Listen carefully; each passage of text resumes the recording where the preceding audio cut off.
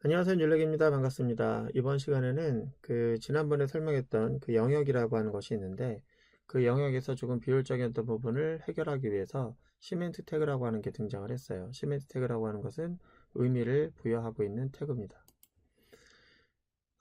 HTML 그 4까지만 해도 그 헤더라고 하는 것과 이 메인, 그 다음에 푸터라고 하는 녀석에 대한 그 구별이 통일감도 없었고, 그것을 구분해주는 그런 태그도 없었어요. 그런 개념이. 그냥 단순하게 우리가 갖고 있는 그 컨텐트, 이런 텍스트, 이런 것들을 구분해줄 수 있는 그런 컨텐트 블럭밖에 없었죠. 그러니까 목록이냐, 뭐 폼이냐, 이런 것들밖에. 근데 등장을 했다는 거예요. 그 등장이 전에는 어떻게 했었냐면은, 우리가 지난번에 제목이라고 하는 걸 잡을 때, 제목을 가지고, 제목을 그냥 잡았는데, 그거를 헤더 메인 푸터로 했어요. 왜 그러냐면은, 그것을 다른 에이전트가 읽을 수도 있기 때문에, 제목을 좀 그들이 알아먹을 수 있게끔 통일감을 주자, 이런 거였다면, 그것도 좀 애매한 것 같은 거예요. 왜 이제 문서라고 하는 컨텐츠에서 이 제목을 왜 내가 마음대로 붙이지 못하냐 이거죠. 메인의 제목을. 사실 메인이 공지사항 맞잖아요. 근데 공지사항을 빼버리고 메인 써버리니까 통일감을 줄지 모르겠지만 공지사항 이 메인에 대한 제목이 사라져 버린 거잖아요. 그래서 이렇게 하면 안 돼요. 그래도 마찬가지고 제목은 제목으로서 의미를 가져야 되기 때문에 이거 다시 복원하도록 하겠습니다. 저는 컨트롤 Z 누를게요. 자, 이거 고객센터 살렸고요. 그 다음에 공지사항 살리고요.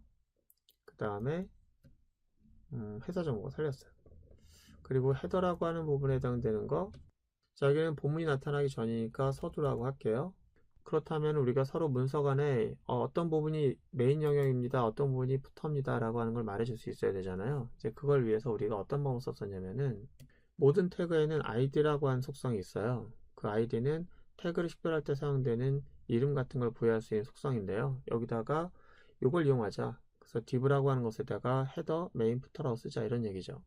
예, 발상은 좋으나 문제는 그 당시에 그 이름을 부여하는 것도 강제성이 없잖아요. 강제성이 없으니까 사람들마다 어떤 사람은 헤더, 메인, 푸터라고 쓰고 동일한 의미의 그 이름을 어떤 사람은 이렇게 쓸 수 있는 거잖아요. 뭐 이렇게 썼다고 해서 틀린 거고 이렇게 썼다 맞는 거 그런 거 아니잖아요. 그죠? 또 어떤 사람은 이렇게 쓸 수도 있겠죠.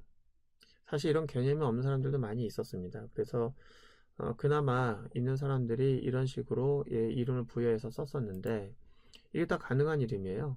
가능한 이름인데 그렇다고 해서 이름이 뭐가 맞다 틀리다 그럴 수는 없는 거잖아요. 근데 이 중에서 가장 선호하는 이름이 뭐였을 것 같아요? 뭐 이쪽이었습니까? 이쪽이었습니까? 이쪽이었습니까? 얘죠, 얘. 이게 가장 선호한 이름이고 그래서 더블 스래시에서는 이제 이런 식으로 하는 거죠.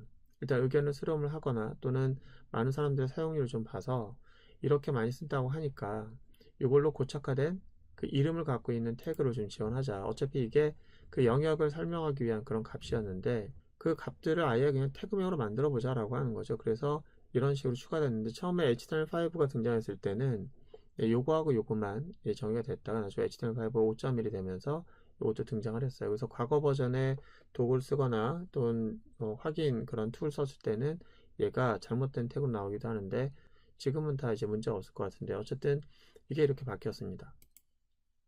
그래서 우리가 과거에는 그 div라고 하는 걸 이용해서 영역을 만들었을 때 그래서 과거엔 이런 영역을 나타내는 녀석을 div로 감싼 다음에 그냥 이름을 각각 붙였다면 지금은 헤더, 메인, 푸터를 활용함으로 해서 어때요?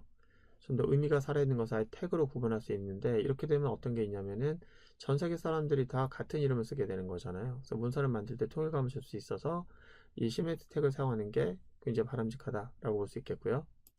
그럼 우리도 이렇게 바꿔야겠죠, 그죠? 예, 전에 만들었던 문서를 이렇게 바꾸도록 할게요.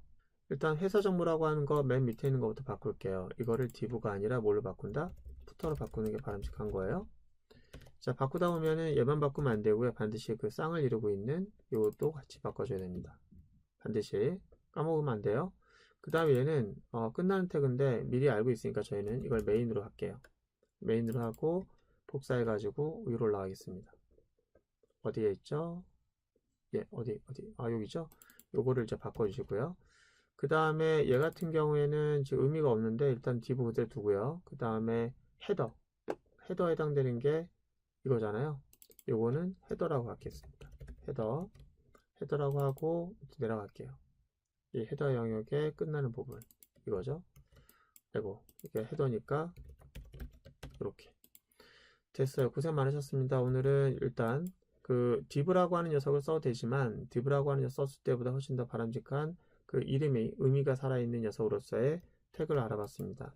div와 같은 역할을 하지만 다만 의미가 살아있는 div라고 보시면 되겠습니다. 자, 그러면은 이걸로 끝나느냐? 영역을 값할 수 있는 시멘트 태그 중에는 섹션 태그라는 게 등장을 했어요. 그래서 요거 말고 헤더, 메인, 푸터 말고 섹션 태그 중에는 아티클, 어사이드, 섹션, 기타 등등이 있는데 내부 이런 게 있는데 이건 또 뭔지 이거는 얘와 다릅니다. 섹션 태그예요. 섹션 태그는 우리가 다음 시간에 다시 알아보도록 하겠습니다. 고생 많으셨고요. 다음 시간에 뵙도록 하겠습니다.